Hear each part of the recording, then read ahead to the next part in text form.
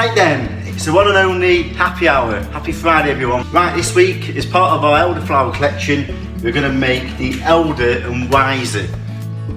So the core ingredients of this is your bourbon.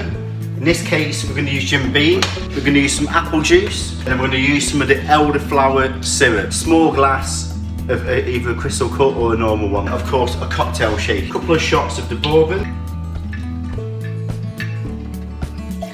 1 shot of the Elderflower syrup.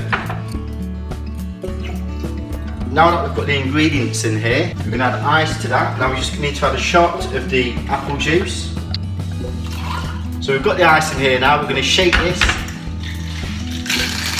Now, for my birthday I was given some really good ice cubes, and it was either these square ones, and here what I've actually done is I've actually put a slicing ginger in. Really kind of like quirky, that you can have, like you can even put something decorative in, whether it's a slice of lemon or a slice of ginger. What I'm going to use is I'm going to use these sphere ones, which are really cool. So you've got like these balls.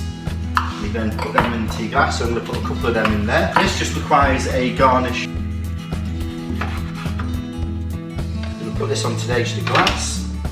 So here we have it, the Elder and Wiser. And there's just one thing I've got to say to you boys. Too wise for you. Cheers.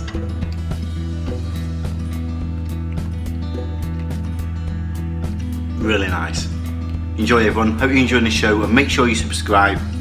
Check out my show every Friday, 5:30. Peace out.